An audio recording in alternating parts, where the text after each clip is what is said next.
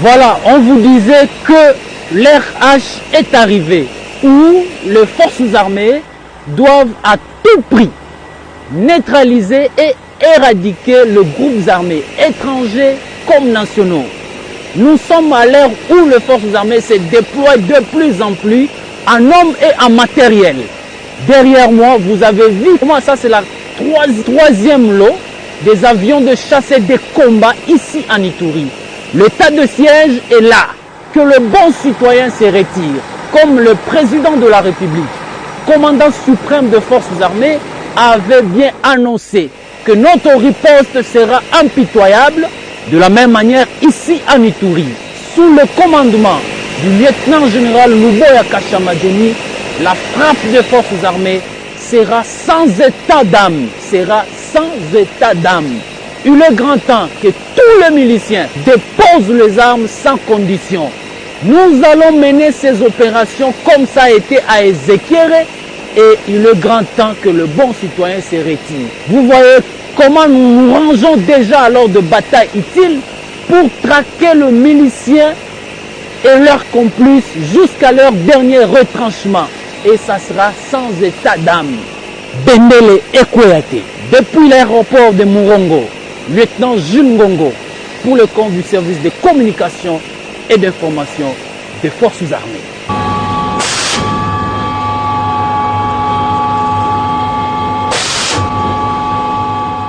Des tremblements de terre s'observent à intervalles réguliers dans la ville de Goma. L'alerte est donc maximale. En dépit de ces phénomènes, la délégation ministérielle, conduite par les ministres de la Santé publique, Hygiène et Prévention, le docteur Jean-Jacques Mbungani, est allée se rendre compte des dégâts causés par l'éruption volcanique de Nyiragongo.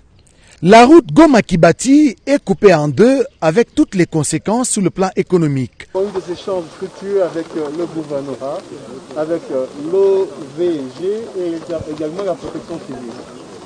L'état de besoin est établi.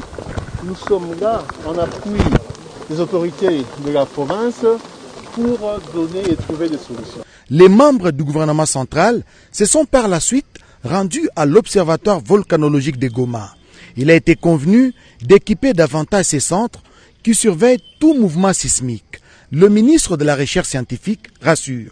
Si l'instruction de son Excellence Monsieur le Premier ministre, nous allons pouvoir résoudre toutes les questions liées au fonctionnement. Ça ne sera pas qu'on va là à Kinshasa, comme je le disais la dernière fois que je vais à Kinshasa, les solutions sont immédiates. Mais il faut relever également qu'il y va aussi dans la mauvaise gestion de ce que nous vous envoyons. C'est pour cela que cette fois-ci, nous préférons nous-mêmes que nous puissions assister, établir les listes de matériel qu'on va pouvoir acheter à l'immédiat pour arriver à payer les primes aux chercheurs et même aux techniciens et aux administratifs doivent être payés pour que vous puissiez faire une gestion adéquate de ce que nous avons comme problème. Donc là, je profite pour rassurer le personnel que vous aurez à toucher après les calculs que m'aura fait le comité de gestion, les DAF. Dès ce soir, vous amenez les calculs de tout ce qu'il faut. On va voir avec les docteurs provinciaux et la délégation de Kinshasa comment est-ce que demain matin, on peut arriver à régler le problème autour de 1 ou 2 ou 3 mois. Possible que l'on passe à l'étape de l'évacuation ou alors une déviation parce qu'il y a trop de marchandises de l'autre côté et la population voudrait traverser. Nous allons faire rapport immédiatement. Les chefs de délégation à visiter. Nous étions sur le terrain.